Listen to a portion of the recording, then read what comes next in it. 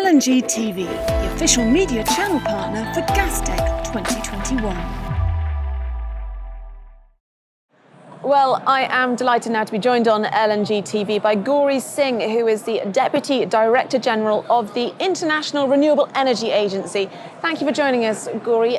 Firstly, you're having a good Gastech, and why was it important that you are here to represent Irena? It's interesting you ask me that, because if you were looking at Gastech maybe a few years back, you wouldn't have had Irena there, definitely not. But what's happening is that there now seems to be a good a common ground that's emerging because of green hydrogen and the green gases, which I think the Gastech is very much alive to. And that's why you really see the International Renewable Energy Agency being at Gastech. Yes, because of course there's a whole stage dedicated to hydrogen here at Gastech. For those that aren't familiar, give me a bit more of an overview of Irena, it's the organisation and its aims. So the International Renewable Energy Agency, which we call as in its short form as Irena, this is an intergovernmental agency, and we now have 166 member countries, which means we are pretty much universal in our membership. And that brings a huge responsibility in the organization, because we were really set up with the mandate of supporting countries in increasing the share of renewables in their energy mix. And now as we enter this new decade, we are really looking at supporting our member countries with their efforts in energy transition. Yeah, how important are the governments when it comes to trying to encourage both private and public sector investments into renewable energy infrastructure? So let me put this in perspective. We did an analysis very recently, and we came out with our World Energy Transitions Outlook. And what that brings out very clearly is that to make the energy transition along the pathway of 1.5 degrees centigrade and to move on a path of limiting our warming, global warming, we would need to bring in additional investment of 33 trillion US dollars.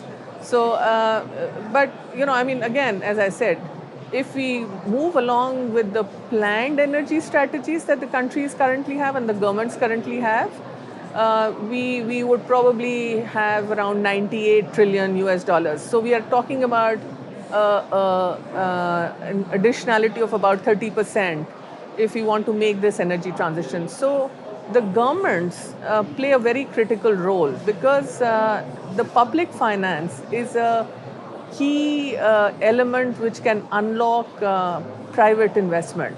So, private investment comes to places where there's opportunity and where there's a risk-adjusted return that they obviously look for. And that's where public finance and governments can play a very important role in laying down a clear policy, having a stable policy environment and an enabling environment that can bring in capital, which then obviously leads to the results that we're looking for. And in terms of the results that you're looking for, where do you see gas and LNG? What role do they play in energy transition? So we think that gas is going to play an important role, but what is going to be different is the nature of the gas. So we're really looking at a domination of the green gases, the green hydrogen and the green methane and green gases in general when we move towards 2050, as against the very different domination that we have of natural gas and others. So natural gas definitely is cleaner than oil and gas. But and it will play an important role in being a balancing fuel source, and also in creating the operational reserves that are required for variable renewable energies. So we do see a role, but it will be much more diminished, and a much more domination of the green gases as we move forward. Because with the the move to a carbon-free future and its sustainability. How do you balance that need to get there, to get to net zero, with whilst ensuring that there's a sustainable transition, a future?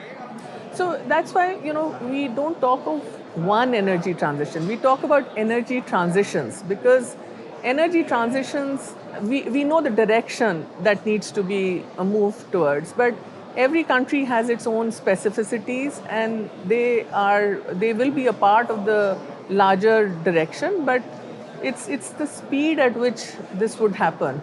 And my sense is that if you're looking at the government's putting in the investments and putting in the policy frameworks that will encourage a transition towards cleaner energy and towards the green future that we want the energy system to be in, there will be some losers and there will be some winners.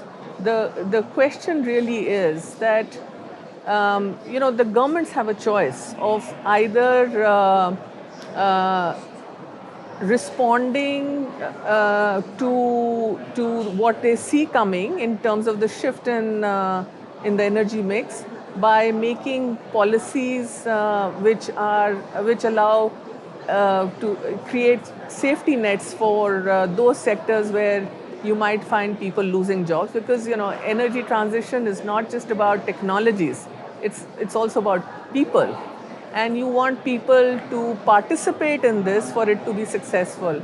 So it's a whole the governments have to be mindful about creating those safety nets, creating the right policies so that there's reskilling, people can actually take advantage of the new opportunities that are opening up, rather than reacting to a socio-economic distress situation that might come up if they don't have these policies in place.